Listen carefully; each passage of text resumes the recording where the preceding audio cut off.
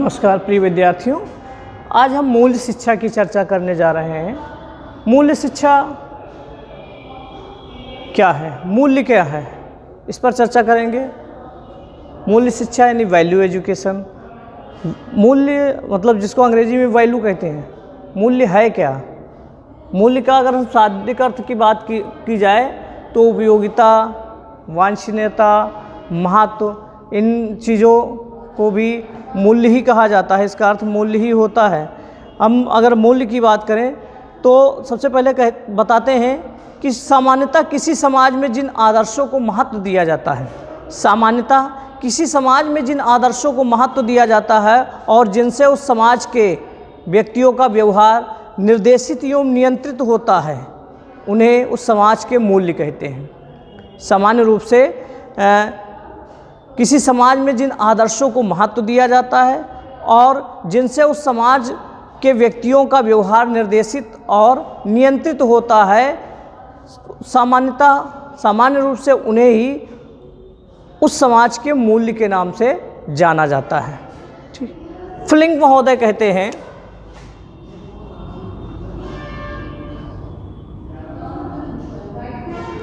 फ्लिंक महोदय कहते हैं मूल्य मानक रूपी मानदंड है। मूल्य मानक रूपी मानदंड है जिनके आधार पर मनुष्य अपने सामने मूल्य मानक रूपी मानदंड है जिनके आधार पर मनुष्य अपने सामने उपस्थित क्रिया विकल्पों में से चयन करने में प्रभावित होते हैं। फ्लिंक महोदय ने क्या कहा कि मानक जो मूल्य होते हैं, मूल्य मानक रूपी मानदंड है जिनके आधार पर मनुष्य अपने सामने उपस्थित क्रिया विकल्पों में से चयन करने में प्रभावित होता है। ये फ्लिंक महोदय का मानना है। आलपोर्ट महोदय इसी चीज़ को कहते हैं। आलपोर्ट कहते हैं कि व्यक्ति की रुचि का सापेक्षिक महत्व अथवा व्यक्तित्व की प्रबल इच्छा मूल्य कहलाता है।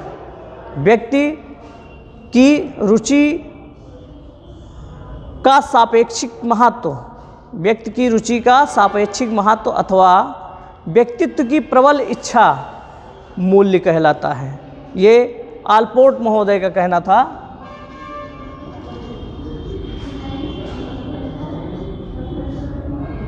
ये आलपोर्ट महोदय का कहना था। क्या कहना था कि व्यक्ति की रुचि का सापेक्षिक महत्व अथवा व्यक्ति की प्रबल इच्छा मूल्य कहलाता है। ये आलपोर्ट महोदय का मानना था। अब एक और है, रायबर्न के अनुसार मूल्य वह है जो मानव इच्छा की संतुष्टि करता है। मूल्य वह है जो मानव इच्छा की संतुष्टि करता है, ऐसा रायबर्न का मानना था। और रायबर्न के साथ साथ हेंडरसन महोदय कहते हैं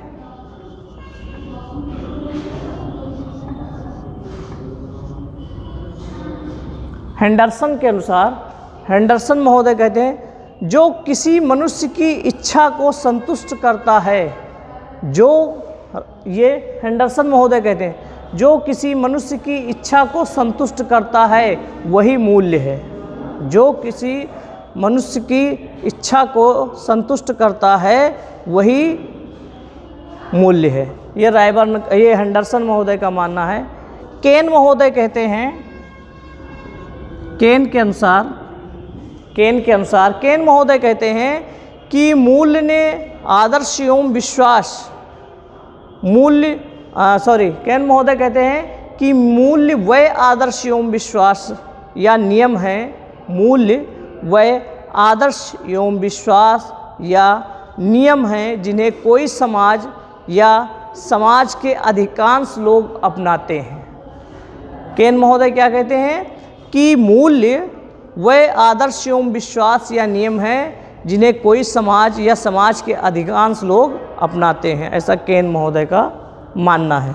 ये कुछ मूल्यों की कुछ डिफिनेशन हो जाती हैं, लेकिन अगर हम खुद से कहना चाहें तो कह सकते हैं कि किसी समाज के वह आदर्श, विश्वास, सिद्धांत नैतिक नियम, व्यवहार मानदंड जिन्हें समाज के व्यक्ति महत्व देते हैं और जिनसे उनका व्यवहार निर्देशित और नियंत्रित होता है, उस समाज और उसके व्यक्तियों के मूल्य होते हैं। ये मूल्य है। अगर खुद से परिभाषित करने की बात आती है कि किसी समाज के वह विश्वास, आदर्श, सिद्धांत, नैतिक नियम और व्यवहार मानदंड जिन्हें समाज के व्यक्ति महत्व देते हैं, जिनसे उनका व्यवहार निर्देशित और नियंत्रित होता है, उस समाज और उसके व्यक्तियों के मूल्य कहलाते हैं। फिर मूल्यों का, हम आगे बढ़ते हैं तो मूल्यों का निर्धारण, मूल्यों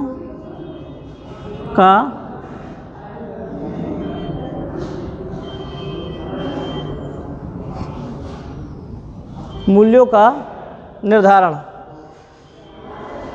मूल्यों के निर्धारण से संबंधित कुछ सिद्धांत बताए गए हैं।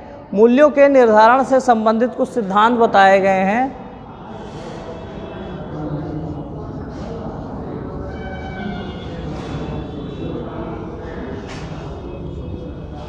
जो इस प्रकार हैं, मूल्यों के निर्धारण से संबंधित जो कुछ सिद्धांत बताए गए हैं, जो इस प्रकार हैं। पहला, सुखवादी सिद्धांत।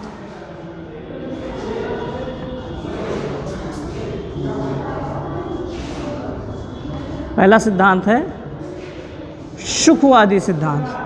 सुखवादी सिद्धांत क्या होता है? सुखवादी सिद्धांत वो है कि किसी वस्तु के मूल्य का निर्धारण इस बात से किया जाता है कि वो हमारी इच्छाओं को संतुष्ट करने की कितनी शक्ति है उनमें। ये सुखवादी सिद्धांत है। सुखवादी सिद्धांत ये कहता है कि किसी वस्तु के मूल्य का निर्धारण इस बात से किया जाता है, किसी वस्तु के मूल्य का निर्धारण इस बात से किया जाता है कि उसमें हमारी इच्छाओं को संतुष्ट करने की कितनी शक्ति है। ये सुखवादी सिद्धांत। सुखवादी सिद्धांत क्या बताता है? किसी वस्तुओं के मूल्य का निर्धारण इस बात से किया जाता है कि उसमें हमारी इच्छाओं की संतुष्ट करने की कितनी शक्ति है। फिर दूसरा सिद्धांत है उपयोगितावादी सिद्धांत या उपयोगी सिद्धांत। उपयोगी सिद्धांत, उपयोगवादी सिद्धांत जिसको कहा जाता है। प्रत्येक उपयोगी वस्तु मूल्यवान है। उपयोगवादी सिद्धांत क्या है? कि प्रत्येक उपयोगी वस्तु मूल्यवान है। फिर तीसरा है अस्तित्ववादी सिद्धांत।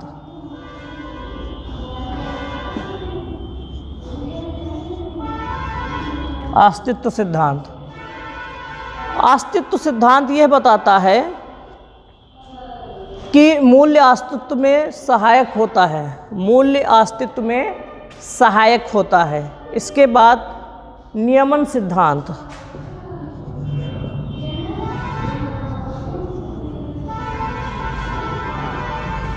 नियमन सिद्धांत। नियमन सिद्धांत जो होता है ये बताता है जो समाज के संगठन में सहायक हो। नियमन सिद्धांत जो समाज के संगठन में सहायक हो वही मूल्य है। ये नियमन सिद्धांत की तरफ से बताया जाता है। पांचवा है भावात्मक सिद्धांत।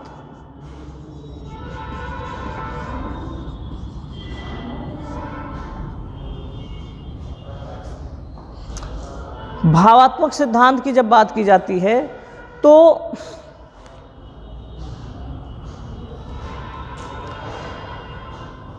भावनाओं के अनुरूप मूल्यों को निश्चित करता है। जो भावात्मक सिद्धांत है ये भावनाओं के अनुरूप मूल्यों को निश्चित करता है। फिर प्रयोगवादी सिद्धांत।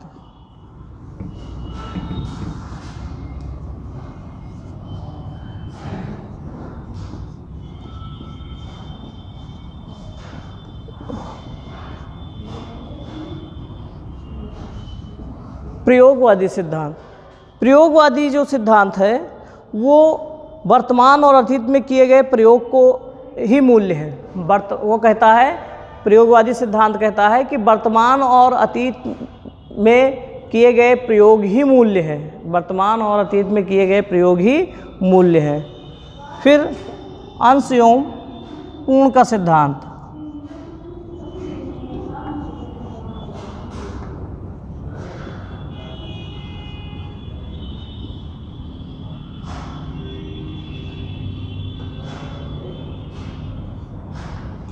अंश एवं पूर्ण का सिद्धांत। अंश एवं पूर्ण का जो सिद्धांत है, मूल्य कभी आंशिक, मूल्य जो होते हैं, ये कहता है, ये अंश एवं पूर्ण का सिद्धांत कहता है मूल्य जो होते हैं वो कभी आंशिक रूप से और कभी पूर्ण रूप से अनुभव किए जाते हैं। मूल्य जो होते हैं कभी आंशिक रूप से और कभी पूर्ण रूप से अनुभव किए जाते हैं। फिर परिपूर्णता सिद्धांत।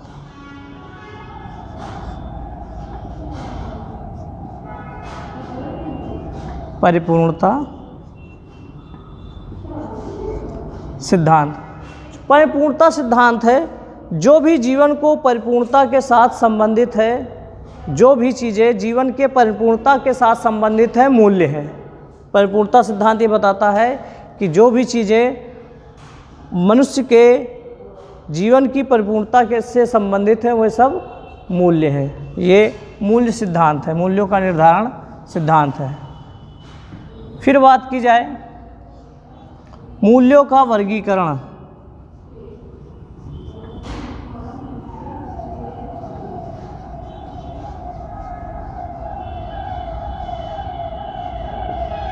मूल्यों का वर्गीकरण,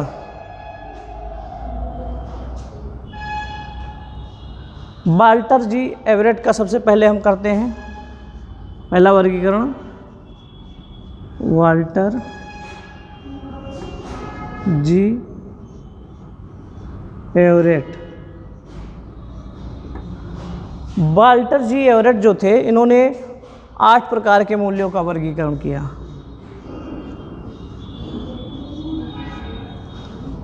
आठ प्रकार का वर्गीकरण किया। सबसे पहला था आर्थिक, शारीरिक, मनोरंजन,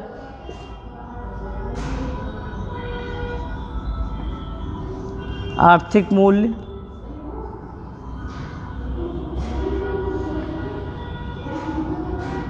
शारीरिक मूल्य,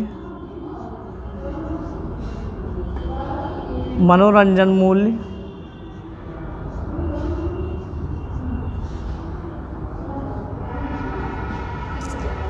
मनोरंजन मूल्य, सामाजिक, चारित्रिक, सामाजिक मूल्य,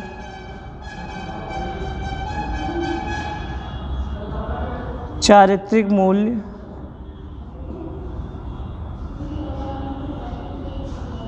सौंदर्यात्मक मूल्य,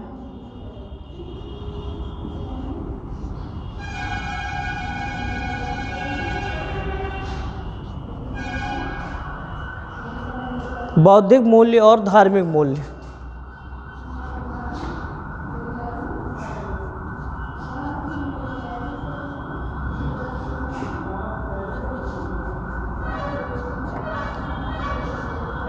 ये 8 प्रकार, वाल्टर जी एवरेट ने 8 प्रकार से मूल्यों का वर्गीकरण किया।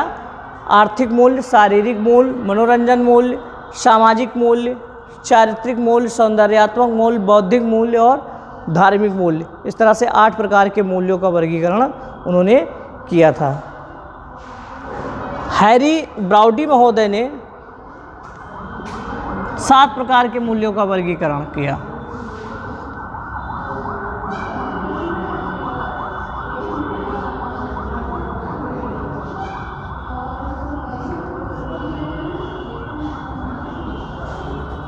हैरी ब्राउडी महोदय ने 7 प्रकार के मूल्य का वर्गीकरण किया।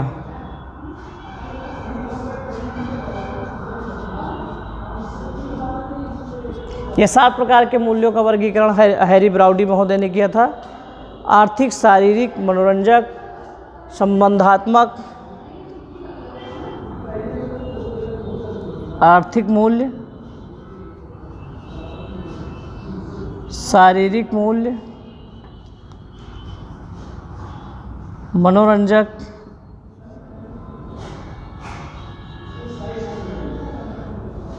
आर्थिक, शारीरिक, मनोरंजक, संबंधात्मक, सौंदर्यात्मक,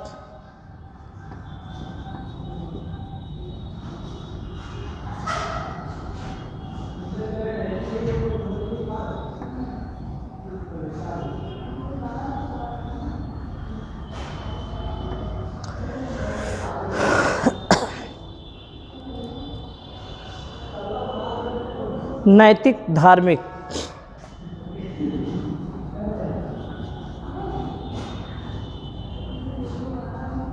नैतिक मूल्य और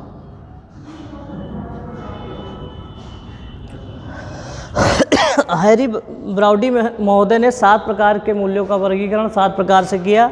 आर्थिक मूल्य, शारीरिक मूल्य, मनोरंजक मूल्य, संबंधात्मक मूल्य, सौंदर्यात्मक मूल्य, नैतिक मूल्य और धार्मिक मूल्य। इस तरह से 8 प्रकार से उन्होंने वर्गीकरण किया था। फिर प्लेटो की बात की जाती है।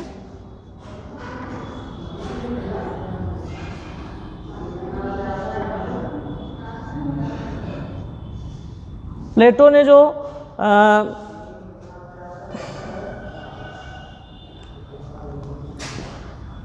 प्लेटो ने 3 प्रकार से मूल्यों का वर्गीकरण किया। 3 प्रकार के मूल्य प्लेटो ने बताए। मूल्यों का वर्गीकरण 3 प्रकार से प्लेटो ने किया था। सत्य, अच्छाई और सुंदरता। सत्य, अच्छाई और सुंदरता, ये 3 प्रकार के मूल्यों का वर्गीकरण प्लेटो महोदय ने किया था।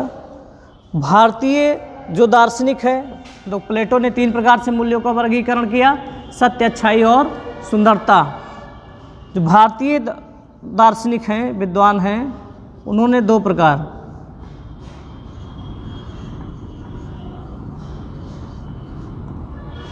नंबर 1 आध्यात्मिक,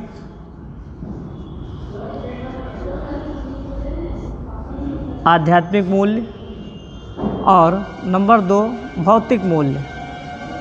इस तरह से 2 प्रकार के मूल्यों का वर्गीकरण भारतीय विद्वान द्वारा किया जाता है, आध्यात्मिक मूल्य और भौतिक मूल्य।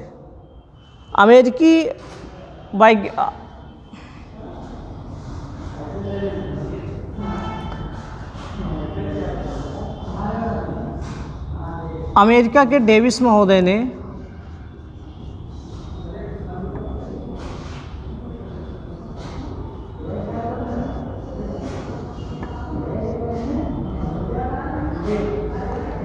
अमेरिका के जो लेविस महोदय थे, अमेरिका के लेविस महोदय ने 4 प्रकार के मूल्य बताए, आंतरिक, बाह्य, अंतर्निहित और साधन। आंतरिक मूल्य, आंतरिक मूल्य,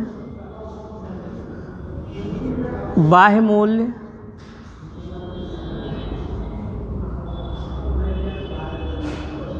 आंतरिक मूल्य, बाह्य मूल्य, अंतर्निहित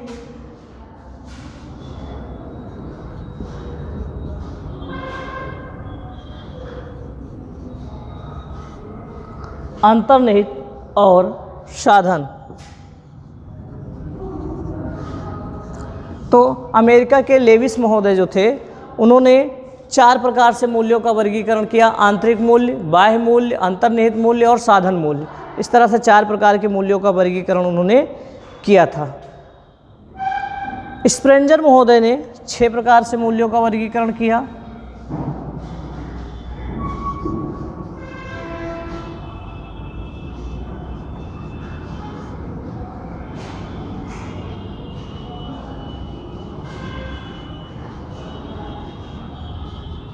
स्प्रेंजर महोदय ने 6 प्रकार से मूल्यों का वर्गीकरण किया था। उन्होंने सैद्धांतिक, आर्थिक, सौंदर्य बोधात्मक,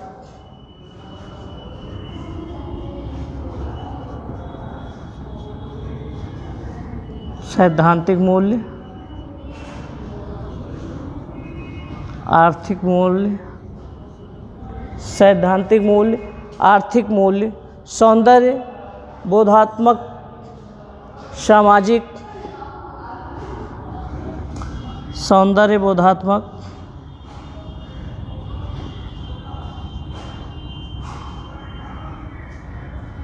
सौंदर्य बोधात्मक,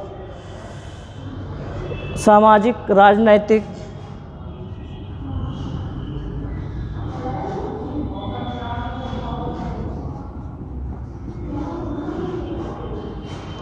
सामाजिक मूल्य, राजनैतिक मूल्य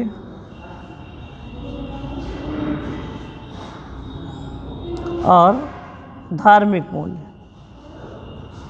इस तरह से स्प्रेंजर महोदय ने 6 प्रकार से मूल्यों का वर्गीकरण किया।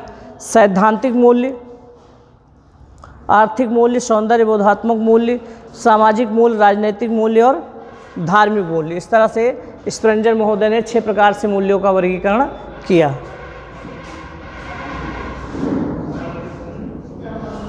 6 प्रकार से वर्गीकरण किया था। NCERT की बात की जाती है।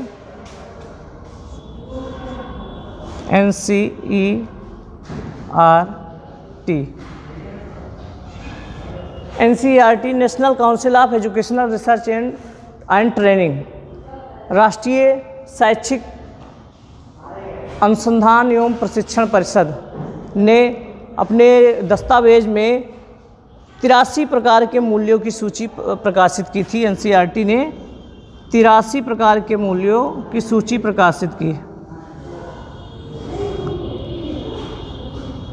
मूल्यों की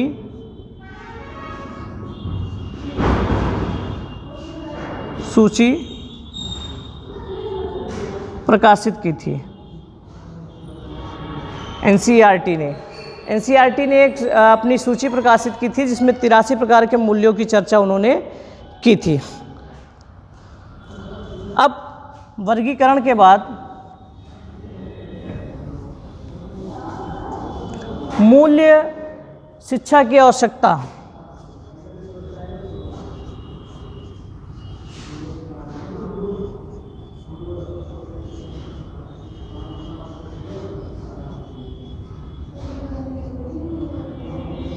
मूल्य शिक्षा की आवश्यकता क्या है, क्यों मूल्य शिक्षा दी जाए? तो सबसे पहली आवश्यकता है नैतिक गुणों का विकास।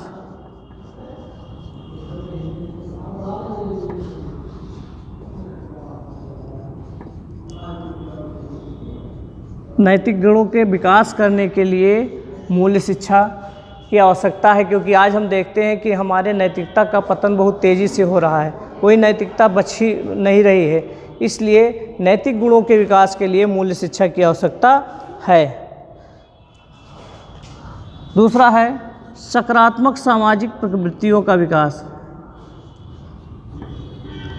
सकारात्मक सामाजिक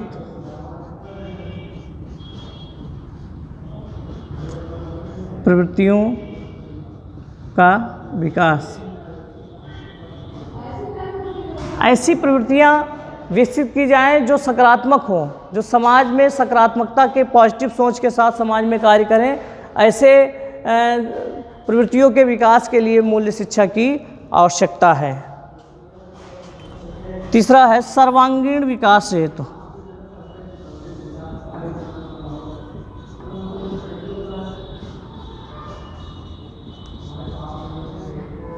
मनुष्य का सर्वांगीण विकास के लिए मूल्य शिक्षा की ज़रूरत है।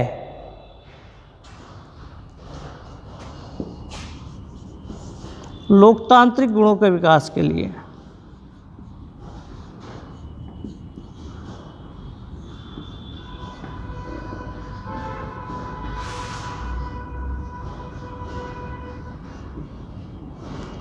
लोकतांत्रिक गुणों के विकास के लिए भी मूल्य शिक्षा की ज़रूरत है। लोकतांत्रिक गुण जो समानता, भ्रातृत्व, न्याय, धर्मनिरपेक्षता, इसकी बात की गई है। ऐसे गुणों को विकसित करने के लिए मूल्य शिक्षा की ज़रूरत है, जो हम सभी समाज के सभी वर्गों को, सभी जातियों को, सभी धर्मों को समान रूप से माने, समान रूप से बढ़ने के अवसर दे, बिना किसी भेदभाव के। ऐसे गुणों का विकास करने के लिए मूल्य शिक्षा की आवश्यकता होती है।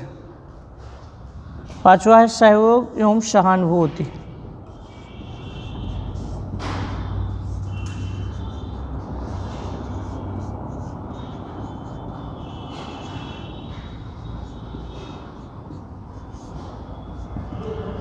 परस्पर सहयोग और सहानुभूति की भावना विकसित करने के लिए बच्चों में मूल्य शिक्षा की ज़रूरत होती है।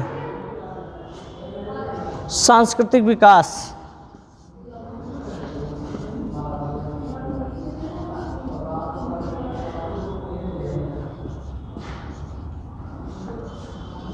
सांस्कृतिक विकास के लिए भी मूल्य शिक्षा की जो आवश्यकता होती है। मूल्य शिक्षा के द्वारा ही सांस्कृतिक विकास, एक दूसरे के कल्चर को जानना, एक दूसरे के संस्कृति को जानना और एक दूसरे के संस्कृति को सम्मान देना, ऐसे गुणों का विकास मूल्य शिक्षा द्वारा ही हो सकता है। 7वां है विवादों को शांत रखना।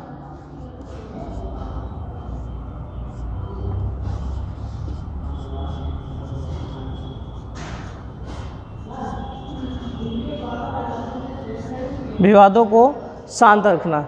जब मूल्य शिक्षा दी जाएगी, सब अपने मूल्यों को, अपने वैल्यू को लोग समझेंगे तो विवाद से कहीं ना कहीं बचेंगे। तो विवादों को शांत रखने के लिए भी मूल्य शिक्षा की ज़रूरत होती है। 8वां है समरसता की स्थापना।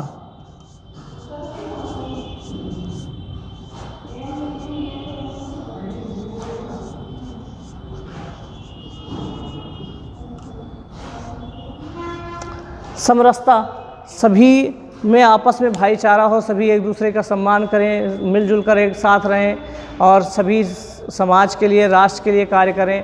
ऐसी भावना का विकास करने के लिए मूल्य शिक्षा की आवश्यकता होती है।